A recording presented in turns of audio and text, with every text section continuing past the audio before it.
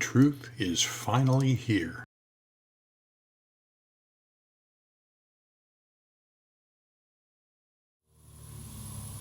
Hi everyone, welcome back to Gun PDR Training. I'm Marty Runick, and today I'd like to talk to you about something that's going to apply not just to you paintless dent repair techs that are doing large dents, also to you auto body guys. We're going to talk about how to put tension on a panel correctly.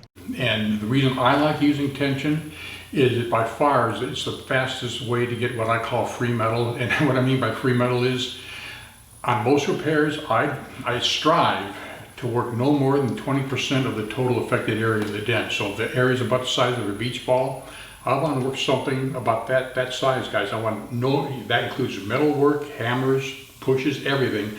I'd like to get only 20% of it that I have to work. Now that isn't always possible, and on fenders it almost never is.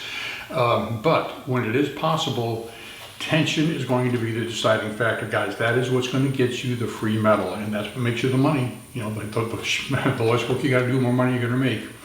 And I've got quite a few. You guys asked me how to make these tension plates. I came up with this idea a long time ago, but these tabs are ridiculously easy to make. This is the rivet-on version. It's the easiest to make and probably the one you'll end up making. We're going to show you how to do that in this video. And before you do get into tension, guys, I really recommend that you watch at least, at a minimum, that theory video of the black car. There was just a dent. We didn't do the dent, it's just theory only. I think it was about an hour and 1 minute. I'd highly recommend you watch that video probably a few times and pay particular attention when we're talking about tension and how to apply it, guys. Because you can't screw up with tension, but if you get the basics down, you'll be fine. And we're going to do some more videos showing you how to apply tension. We've already done actually quite a few. We'll be doing more.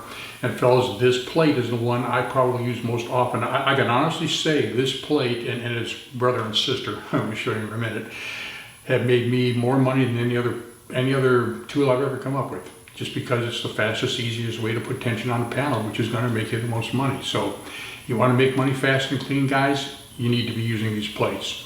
And let's show you how to make them.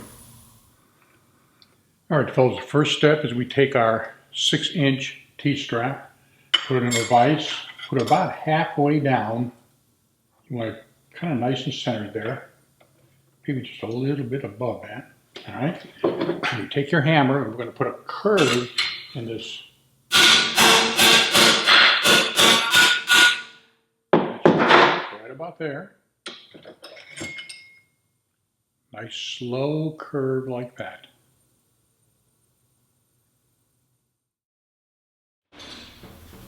All right, fellas, let's talk about how to make these. 3 different types I have. This is your nailer plate, and I use this actually quite a bit for light tension pulls. Just put a small hole in there, put your glue on the back, and go to town.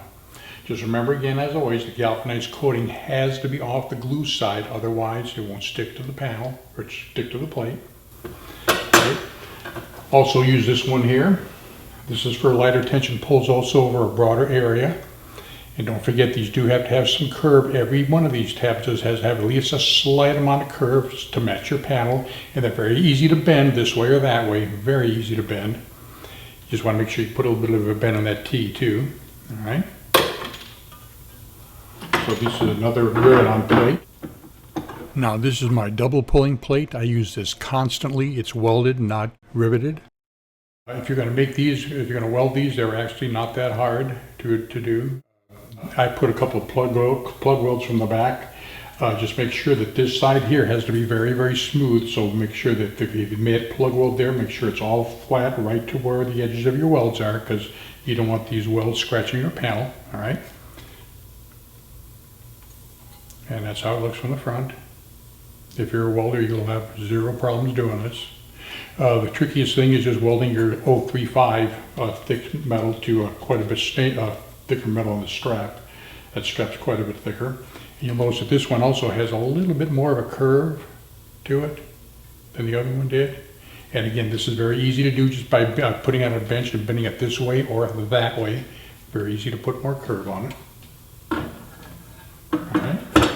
One we're going to emphasize for right now is how to make a riveted on one, because that's what you're probably going to do, most of you guys.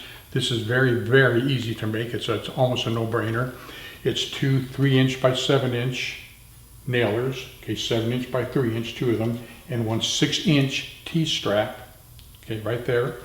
Put about 10 holes through both the nailer and the T-strap, and you're going to cinch everything with a 3/16 aluminum short shank rivet. These are very, very cheap. All right. So you're going to need a rivet gun to put these in. All right. So that's the pattern you use right there, guys. How you space your rivets, and of course your glue goes on out from the back. You could only put the panel. The one drawback of this tab, you can only put your panel right up to that edge. You can't go any further than that. Obviously, you'd scratch the daylights out of it. All right. And this has got quite a bit more. Last time I used it, I had to put quite a bit of curve on that. Quite a bit more. And of course, this T-strap needs to be initially curved just a little bit on a vise, so we'll show you how to do that. All right, so guys, what we're going to do after we put our pop rivets in is we're going to take it over to the vise,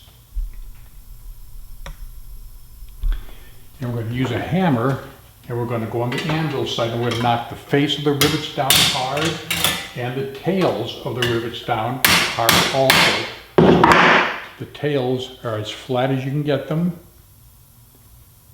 and so are the heads. And we do that just to prevent scratching, and that makes it look a little bit cleaner. It doesn't add to the strength at all, but that's basically it, guys. Okay, that covers the basics of making glue pulling plates. And fellas, I hope you do make these and experiment with them. You know, a lot of guys out there, in fact, just about everybody doing large dent repairs, to be honestly, pretty much holds to the, you know, it's all about moving metal, right? You've heard that constantly. Yeah, it's all about moving the metal. I couldn't disagree with that more, guys. I've been using the Fairmount Method, working sheet metal, 47 years now. I'm telling you, it is not about moving metal. It's about releasing pressure in the right sequence. And tension is key to all of this when you can use it. It's one of the keys, I should say. There's lots of different ways of doing tension, lots of different pull plates in which you've seen there. We have some that'll pull in the middle of a dent. Lots of ways you can use it, but fellas, again, my big reason for putting these videos up for free is I'm trying to educate people that the old school methods of metalworking, not only do they still work, they're going to make you money. It's not about moving metal, it's about releasing the pressure in the right sequence. Yeah, once you've got that down, you're going to be golden. So I'm going to be putting more theory videos up here in just a little bit. I highly suggest you watch them, guys, and study them. Again, it's all for free. I'm just trying to educate everybody out there. Now, if you feel you've learned something, please subscribe to the channel and encourage other people to subscribe too, because the more subscribers we get, the better play we get, and the more people get educated. So kind of a circle there. Thanks, guys.